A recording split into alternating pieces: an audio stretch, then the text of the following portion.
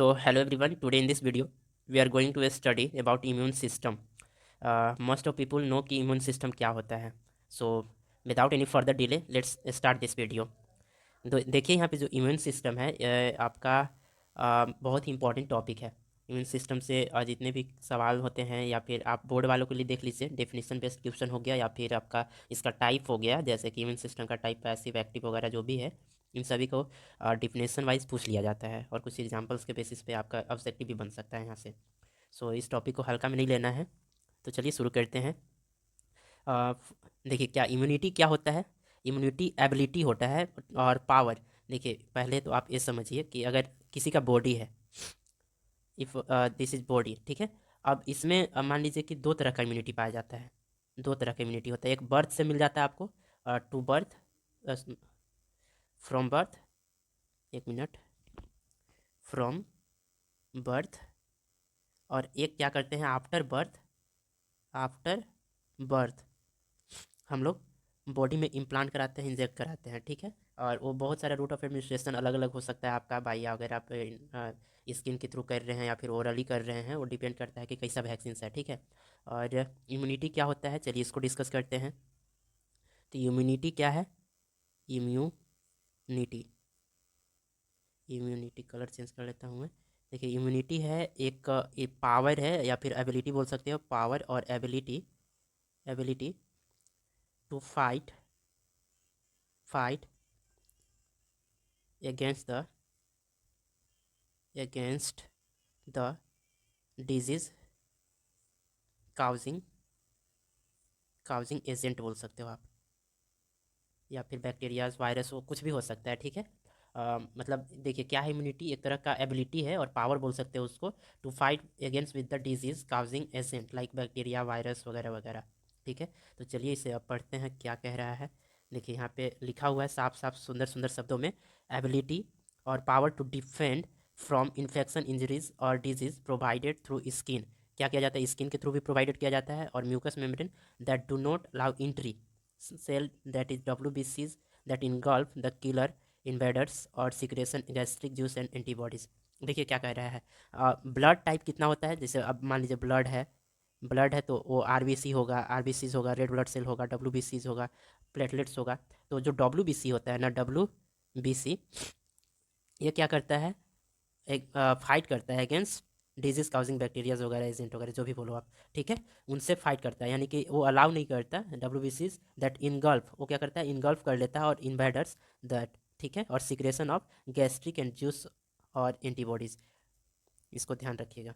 Next देखिए कुछ कुछ एंटीजन होते हैं. एंटीजन क्या होगा आपका, एंटीजन से क्या समझ में आ रहा है, तो इसको चलिए देखिए. एंटीजन जनरेटिंग, जेन आ रहा है जनरेटिंग, ठीक है, जो जनरेट करेगा anything that stimulate immune system. जैसे कि एक्सोसिनस बैक्टीरिया, कोई भी जो कि इम्यून सिस्टम को प्रभावित करने वाला है, वैसे हम लोग बैक्टीरियाज, वायरस जो भी हैं, उन्हें क्या बोलेंगे, एंटीजन बोलेंगे. यानी कि वो डिजीज जनरेट कर रहे हैं हमारी बॉडी में, राइट.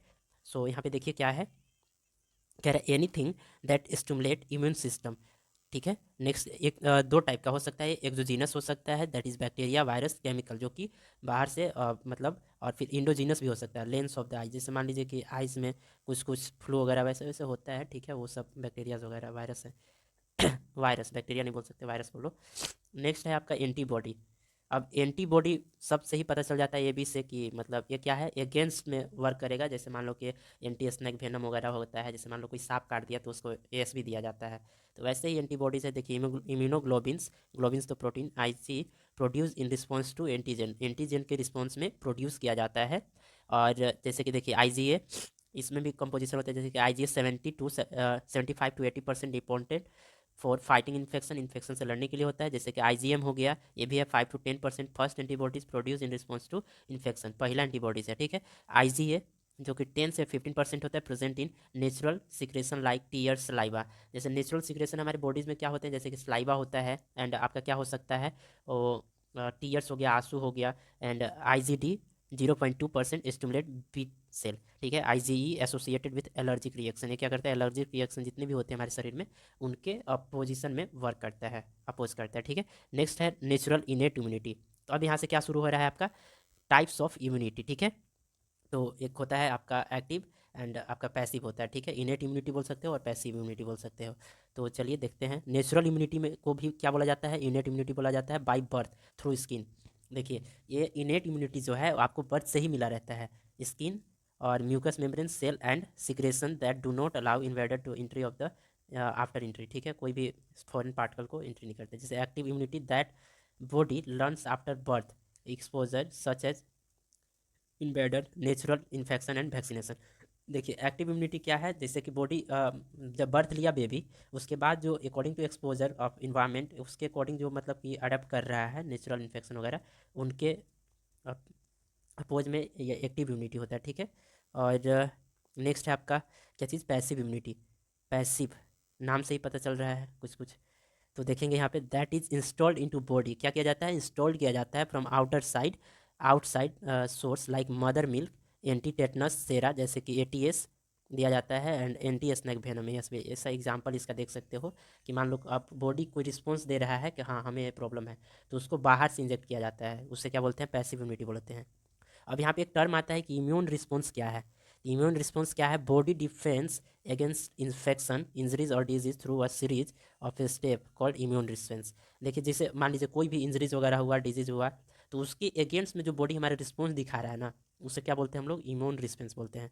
नेक्स्ट क्या करें, इम्यून रिस्पॉन्स में नॉट बी ऑलवेज बेनिफिशियल। ये क्या होता है, कभी कभी बेनिफिशियल नहीं होता है, कभी कभी इसका जो सिम्टम्स होते हैं हमारी बॉडीज में नहीं दिख पाते हैं। जैसे कि adverse response is called immune reaction. जैसे मान लीजिए कि अगर अचानक से आप धूप में से आए, बहुत ज़्यादा तेज़ धूप है और आप पानी पी लिए, तो वो जो इंस्टेंट मतलब बॉडीज़ में पैचेस वगैरह आएंगे, वो दिखेगा, वो क्या होता है, इम्यून रिएक्शन होता है। जैसे मान लो कि तुम्हारा इम्यून ठीक है, लेकिन तुम अचानक से कोई चीज़ फौरन काम कर रहे हो जो कि बॉडी को सहनीय नहीं है, तो वो चीज़ होता है, ठीक है।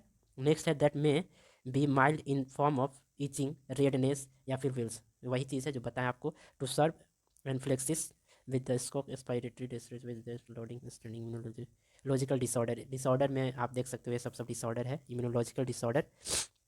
नेक्स्ट है इम्यूनोलॉजिकल डिसऑर्डर क्या हो सकता है, डिसऑर्डर और disease cause by abnormal immune response. जैसे मान लीजिए आपका जो नॉर्मल इम्यून रिस्पॉन्स आपका बॉडी दे रहा है, तो वो तो ठीक ही है, लेकिन अब नॉर्मल जब होगा ना, तो उसमें जिस तरह का डिसऑर्डर और आएंगे ना, उससे क्या बोलते हैं हम लोग, इम्यूनोलॉजिकल डिसऑर्डर बोलते हैं। नेक्स्ट टर्म आता है एलर्जी। एलर्जी टर्म सबको पता होता है कि क्या होता है, तो देखते हैं क्या है ये, अब normal response to usually harmless antigen, ठीक है।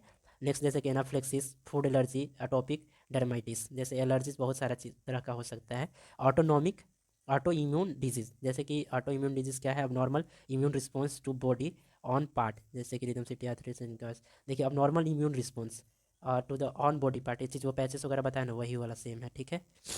नेक्स्ट आपका जल्दी जल्दी कवर करेंगे, टर्न थोड़ा सा हाई लेवल का है सब। Immunological immunodeficiency disease, deficiency of immune mechanism resulting in poor और no immunological response and makes individual prone to get infection और डिजीज, ठीक है। नेक्स्ट है प्राइमरी इम्यूनो डिफेंसिस, इसको छोड़ दीजिए, मत करिए, हाँ हाँ देख लीजिए। जैसे कि सेकेंडरी इम्यूनो रिस्पॉन्स डिजीज में एड्स आ सकता है, एक्वायर्ड इम्यूनो डिफिशियंसी सिंड्रोम, याद रखिएगा। सिंड्रोम एड्स का फुल फॉर्म है, जैसे ड्यू टू एड्स किसके थ्रू होता है, तो HIV इन्फेक्शन के थ्रू होता है, ठीक है। इसको ध्यान रखिएगा, इंपॉर्टेंट है। नेक्स्ट प्रोसेस आता है इम्यूनाइजेशन। इम्यूनाइजेशन, इम्यून तो समझ में आ गया कि इम्यून क्या है, एंड TION जहाँ भी आ रहा है ना, ये क्या है, प्रोसेस है, ठीक है, प्रोसेस हो रहा है। तो देखते हैं यहाँ पे, immunisation is the process whereby person made immune resistance to infection disease, typically administration of vaccines. Vaccine are substance that stimulate the body's own immune response to protect the person against the subsequent infection or disease। देखिए एक तरह का process है जिसमें क्या करता है, body एक कुछ मतलब एडमिनिस्ट्रेट करता है बाहर से या फिर खुद से बनाता है एक, तो फाइट फ्रॉम डिजीज और पार्ट एंटीजन, ठीक है, वो चीज़ है, वही उसी प्रोसेस को हम लोग इम्यूनाइजेशन बोलते हैं। देखिए ये सबसे इंपॉर्टेंट टर्म है, जैसे कि गवर्नमेंट ऑफ इंडिया जो इंट्रोड्यूस किया था इम्यूनाइजेशन प्रोग्राम, वो 1978 में किया था, ठीक है, इसको ध्यान रखिएगा। 1978 में आपका जो government of India, GOVT, government of India introduce immunisation programme, यानी कि IPG बोल सकते हो, ठीक है, हाँ हाँ IP, ठीक है। और and the same has been expanded and as universal immunization programme, जैसे universal immunization programme UIP since 1989 to 1900। तो ये दैट, सॉरी 1900 बोल रहे हैं, 19, that the provide several vaccine, वो क्या करता है, उसके थ्रू जो यूनिवर्सल इम्यूनाइजेशन प्रोग्राम आया UIP 1990 में, उसके थ्रू क्या किया गया, कुछ प्रोवाइड करा जाता है सेवरल वैक्सीन फ्री वो भी निःशुल्क टू ऑल इन्फेंट, सभी बच्चे को, चिल्ड्रेन को एंड प्रेग्नेंट वुमेन, जो प्रेग्नेंट महिला होती हैं उनको थ्रू आउट द कंट्री, पूरे देश में उसे प्रोवाइड कराया जाता है। These are summarise in the table below. देखिए कुछ कुछ ऐसे वैक्सीन हैं जो कि फ्री ऑफ कॉस्ट, मतलब आपका जीरो कॉस्ट पे अवेलेबल कराया जाता है सभी को, जितने भी आपके कंट्री में लोग रहते हैं, आपका चिल्ड्रेन हो गया, इन्फेंट हो गया, फिर वुमेन हो गया। तो पहला बीसीजी का होता है, तो बीसीजी का फुल फॉर्म क्या होता है? बेसिलाई कैलिमेट ग्यूरिन, ठीक है। तो इसे क्या कहा जाता है? At the birth of ASP. तो एएसपी का फुल फॉर्म क्या है? एज सून एज पॉसिबल, जैसे ही जन्म हुआ बेबी का उसके तुरंत बाद, जितना जल्दी हो सकता है, इन द फर्स्ट ईयर, पहले साल में तो मतलब ये कराया जाता है, दिया जाता है। जैसे देखिए इसका डोजेस कितना लिया जाता है, जब आप जाएंगे आंगनबाड़ी केंद्र में या फिर सही, वो बता देंगे आपको, ठीक है। लेकिन यहाँ पे देख लीजिए, जो पहला मंथ होता है उसमें 0.05 ml दिया जाता है, और आफ्टर 1 मंथ 0.1 ml दिया जाता है। और रूट ऑफ एडमिनिस्ट्रेशन क्या होता है इसका, किसके कैसे दिया जाता है? Intradermal left upper arm, skin में दिया जाता है, लेफ्ट अपर आर्म पे, यहाँ पे ये अपर आर्म पे दिया जाता है। जैसे जिस किसी का दाग रह जाता है बचपन में, दिया होगा तो फिर होगा, देख लेना। नेक्स्ट ओपीवी है, जैसे कि ओरल पोलियो वैक्सीन। तो ओपीवी का बहुत सारा टाइप होता है पोलियो का। देखिए OPV zero at the birth और एस विद इन 15 डेज, 15 दिन के अंदर दिया जाता है। ओपीवी 1 होता है जो कि 4 से 6 वीक्स के अंदर दिया जाता है। ओपीवी 2 होता है जो कि 8 से 10 वीक के अंदर दिया जाता है। एंड ओपीवी 3 जो कि 12 से 14 वीक के अंदर दिया जाता है, जो 2 बूंद जिंदगी के लिए, ठीक है। ओरल है, मुंह से दिया जाता है, मुंह में मतलब। और नेक्स्ट आपका है डीपीटी, डिप्थीरिया पेराइटस टेटनस, यानी कि डीपीटी का जो दिया जाता है टीका वो 4 से 6 वीक के अंदर दिया जाता है डीपीटी। और सेकेंड 8 से 10 वीक, और डीपीटी 3 12 से 14 वीक के अंदर दिया जाता है। डोजेस क्या है इसके? 0.5 ml, इंट्रामस्कुलर है, मिड थाई, इंटीरियर लेटरल। देखिए इंटीरियर अंदर से दिया जाता है, जैसे मिड थाई है ना आपका, थाई के बीच का जो पार्ट है उसमें। नेक्स्ट है हेपेटाइटिस बी, बहुत ही कॉमन चीज़ है, इसको तो पता ही होना चाहिए। हेपेटाइटिस बी का एचबी का एट द बर्थ दिया जाता है, और एचबी 1 4 से 6 वीक के अंदर दिया जाता है, एचबी 2 8 से 10 वीक के अंदर, और एचबी 3 12 से 14 वीक के अंदर दिया जाता है, जो कि ये भी क्या है? इंट्रा मस्कुलर है, मिड थाई इंटीरियर लेटरल, ठीक है। इंटीरियर, पोस्टीरियर नहीं, इंटीरियर अंदर से। नेक्स्ट है आपका मिजलिस, तो मिजलिस 9 मंथ पे दिया जाता है और बिफोर 9 मंथ, ठीक है। Note note before 9 month. देखिए आफ्टर मतलब 9 मंथ पूजा होगा जब बेबी का, तब दिया जाता है, लेकिन बिफोर 9 मंथ नहीं देना है, ठीक है। Note before 9 month. 0.5 ml doses है इसका, और फिर सब क्यूटनेस राइट अपर आर्म में दिया जाता है, ठीक है। क्यूटनेस लेवल डीपीटी बूस्टर, ये भी देख लीजिए आप यहाँ पे। और है इम्यून इंट्रामस्कुलर। फिर ओपीवी बूस्टर जो कि 16 से 24 मंथ में 2 ड्रॉप दिया जाता है, ओरली दिया जाता है। और TT booster, 1 minute, TT TT booster कब दिया जाता है? 10 साल से 16 साल के बीच में, जो कि 0.5 ml होता है, आईएम होता है। अब तो कोरोना का वैक्सीन हम लोग बहुत ले लिए हैं, ठीक है। उसका डोजेज वगैरह तो आपको पता ही होगा। खैर ये सभी देखिए, ऐसा नहीं है, आपका डिफिनेशन यही तक था, मतलब इतना कर लोगे तो काफ़ी है। जैसे इम्यून सिस्टम में आप, 1 मिनट, हाँ, ये कर लो, ये जो पहला स्लाइड था इसको कर लो, और इम्यूनाइजेशन प्रोसेस कर लो। ये करो या ना करो कोई फ़र्क नहीं पड़ता, लेकिन जानकारी के लिए ये चीज़ बताया हूँ मैं, ठीक है।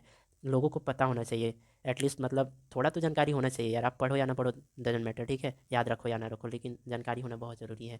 सो मिलते हैं और भी इसी तरह की वीडियो के साथ में, टॉपिक वाइज वीडियोज़। एंड जितने भी नोटिफिकेशन, लेटेस्ट नोटिफिकेशन आएंगे इस चैनल पे आ जाएंगे, तो आप लोग क्या करिएगा, चैनल को सब्सक्राइब कर लीजिएगा और बेल आइकन को ऑन कर लीजिएगा। और जो वीडियो को मैं अंत में हमेशा कहता हूँ कि अपनों के साथ से और अपने माँ बाप के आशीर्वाद से कुछ कर दिखाओ ऐसा कि दुनिया करना चाहे आपके जैसा। तब तक मस्त रहिए, स्वस्थ रहिए। जय हिंद, जय भारत।